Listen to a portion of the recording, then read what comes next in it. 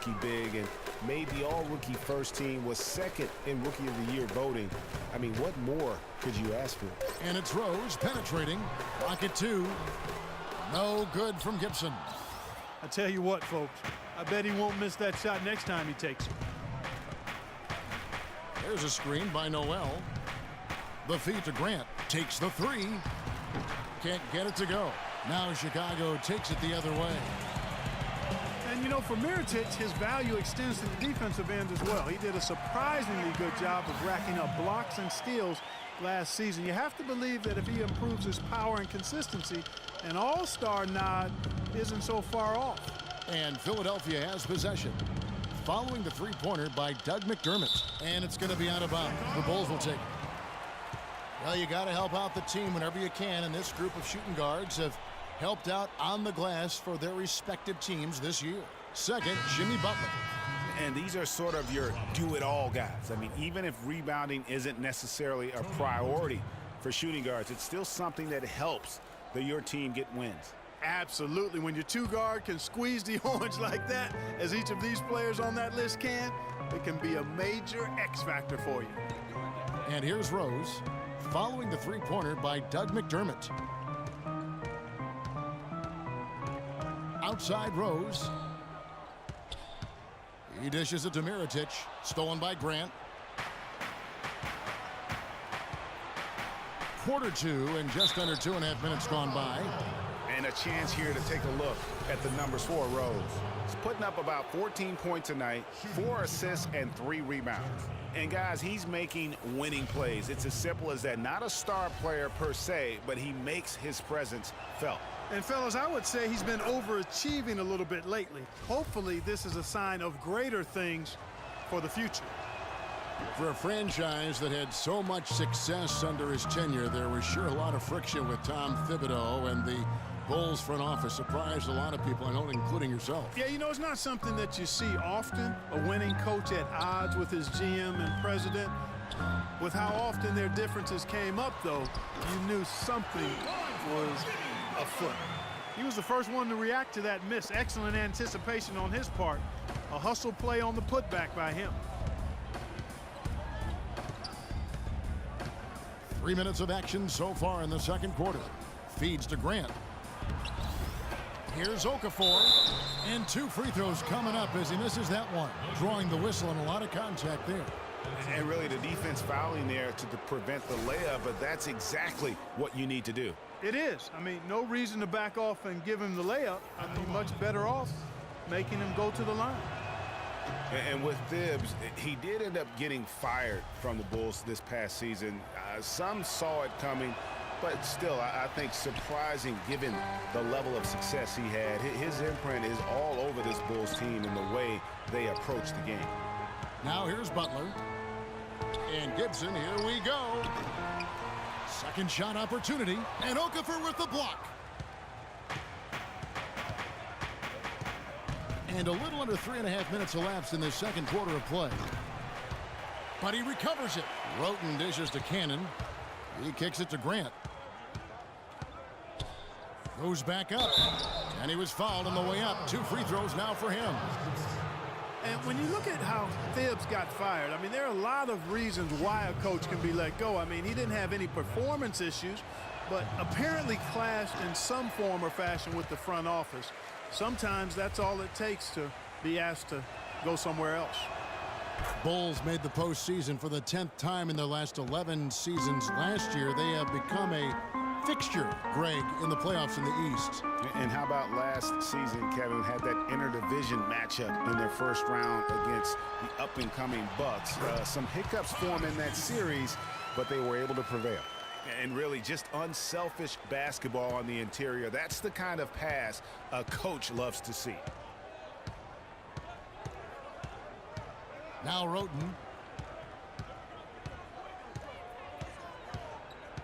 The dish to Grant.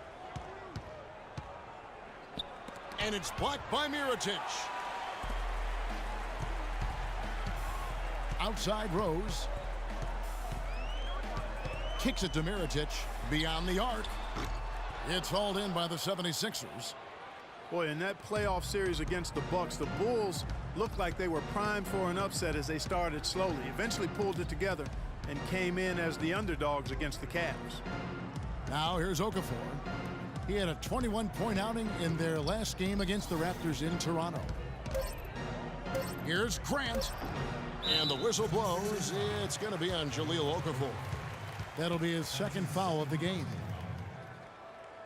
Bulls making a switch here. Snell's checked in, and the 76ers also making a change. Boozer's checked in. Chicago's gone 1 of 3 from way outside since the start of the second quarter.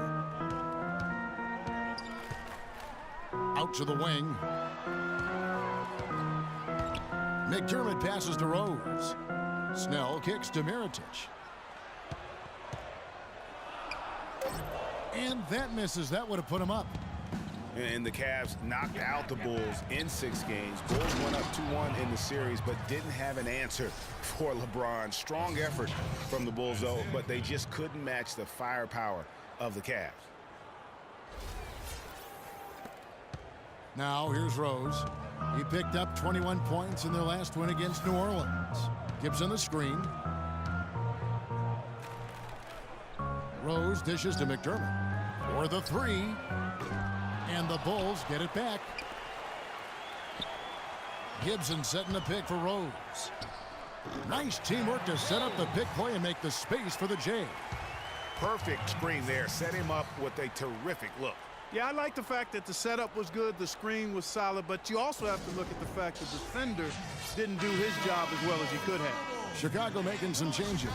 Bairstow, he's checked in for Mirotic. Heinrich comes in for Doug McDermott. And it's Brooks in for Rose. Then for the 76ers, Carl Landry's checked in for Okafor. Thompson comes in for Robert Covington. And it's Marshall in for Cannon. Now here's Roten. Landry with the screen.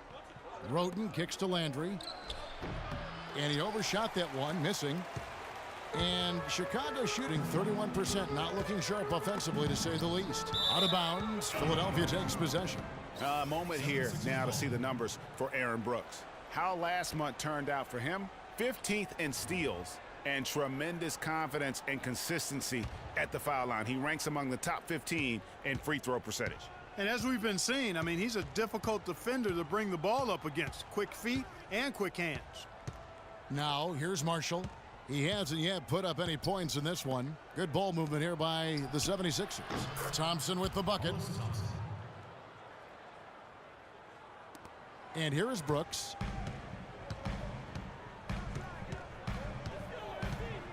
Gibson the screen. Passes it to Bairstow. From deep. They get it again. And the shot counts. He's fouled, and it's a chance for a 3-point play. Yeah, how about that one? Able to maintain control and finish the play. Yeah, we call that playing through the whistle. You know, he didn't give up on it when he heard the whistle. He kept his focus, his concentration, and he found a way to get the shot up and down. Iverson's checked in for Roten. The Bulls have been perfect at the line so far, albeit just 2 for 2. And collectively, they're only about 73% as a unit right now.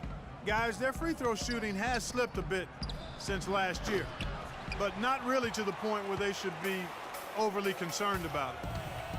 I tell you what, he has quite the act to follow, but Fred Hoiberg was a quick choice for the brass in Chicago. Signed that 5-year deal over the summer, was easily one of the most in-demand coaches available. Pushing it up, and Landry throws it down. Wow, the floor just really opened up for him on that possession. Yeah, I mean, I'm all for good offense, but that was just a terrible reaction from the defense. So it's Chicago now, trailing by 2. Gibson the screen. Brooks outside. And again, no good by Chicago. Philadelphia's gone 0-3 from beyond the arc to start the second quarter. And Marshall kicks to Iverson, screened by Boozer. The drive by Iverson. And he was fouled in the act of shooting. Chance here now for a 3-point play. Just such a well-rounded offensive player. He's got a little bit of everything. Mirotic is checked in for Taj Gibson. And Philadelphia also making a switch. Noel's checked in for Carl Landry. And a look now at how the offensive approach has been going here so far for the 76ers. Fellas, they're passing the ball the way you're supposed to here in this first half. Something else they've been able to do so far tonight is earn those tough points in the paint. Now Iverson following the three-point attempt by Nikola Mirotic. Noel, a screen on Brooks. Iverson kicks to Noel, rebounded by Snell. And you saw how quick the defense was. They were ready for him. They got the hand in the face there and made that much more difficult. Yeah, and every team needs that kind of rugged interior defense because you want to try to distract your opponents when they get inside, and you also want to make them uncomfortable in their shot attempts. And he's got his first free throw of the game. And with numbers like this, how about 87% on the year, he's been somebody they love having at the line. And it's clear that's a change for the better from what he was able to do at the free throw line a year ago, guys. And at the line, it's all about consistency with him. His routine, his stroke, it never wavers. There's a screen by Noel. On the wing, Iverson. The tray. Chicago grabs the miss. Even though he isn't having the best of games from the floor, it hasn't seemed to hurt him. Screen by Boozer. Goes back up. Uses both hands to slam it down. And a few more points tacked on to their lead in the cruelest way possible. You're right. Yeah, those putback jams sting, don't they? My goodness. Yeah, they really hurt you. I mean, the defense forces a miss and then can't rebound it and finish off the defense. They're hanging their heads in their chest now. Mirotic has a wide open look. And again, no good by Chicago. The 76ers leading by 5. Dishes to Boozer. 50 seconds left here in the second. Noel passes to Boozer. And lots of contact there. Missing the shot. He'll shoot 2.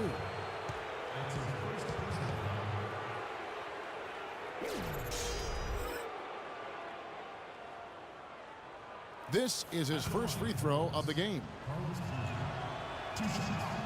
He's off on the first.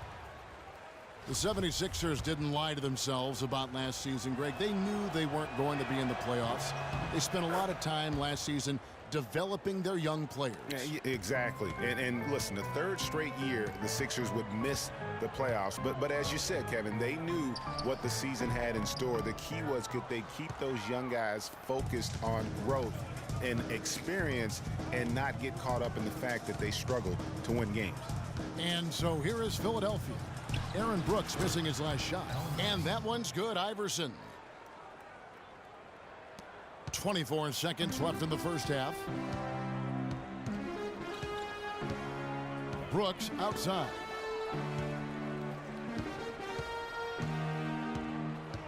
Mirotic the screen. Brooks outside. Again the miss by Brooks. So we've reached the end of the first half of play. 76ers ahead as they wrap up the second quarter on a 14-6 run. From the United Center in Chicago, back in a moment. And now, the 2K Sports Halftime Show.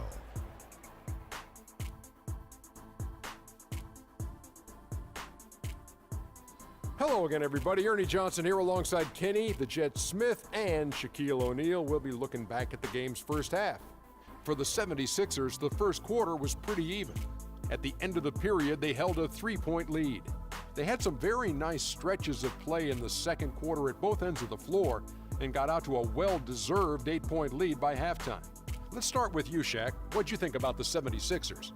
You know what, Ernie, I got to stand up on this one. I salute to their bench. Man, once the starters came out, man, the others just came to life. You got to love seeing that kind of contribution come from the others. Man, they look beautiful tonight. And Kenny, let's get your input on the Bulls. It looked like they were shooting threes blindfolded. Sometimes you could get cold, but that was atrocious. It was scary.